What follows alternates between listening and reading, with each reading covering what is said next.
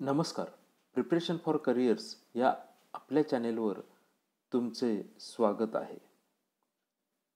आपण या व्हिडिओतून अध्यापनशास्त्रातील 5E मॉडेलच्या पायऱ्या काय आहेत याविषयी थोडक्यात माहिती घेणार आहोत. अशा प्रकारच्या महत्त्वाच्या माहितीसाठी आपण या चॅनेलला लाईक करा, शेअर करा व सबस्क्राईब करा.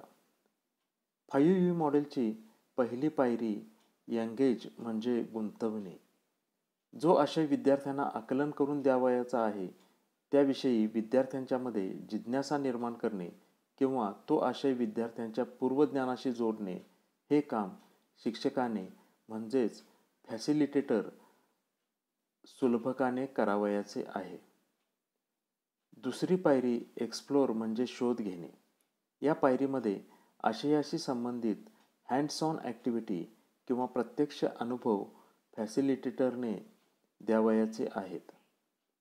तिसरी पायरी एक्सप्लेन म्हणजे स्पष्टीकरण देणे. विद्यार्थी त्या आशयाच्या आकलनाशी संबंधित ज्ञानाची रचना करून आशयाशी संबंधित स्पष्टीकरणे तयार करतो. त्याबरोबरच त्या स्पष्टीकरणांमध्ये काही मिसकन्सेप्शन असतील तर फॅसिलिटेटर ते मिसकन्सेप्शन दूर करतो, क्लॅरिफाय करतो.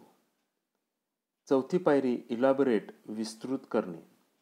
ज्या आशयाच्या ज्ञानाचे आकलन म्हणजेच नवे ज्ञान विद्यार्थ्यांना झालेले आहे त्या नव्या ज्ञानाचा नवीन परिस्थितीत विद्यार्थी या पायरीमध्ये वापर करतो.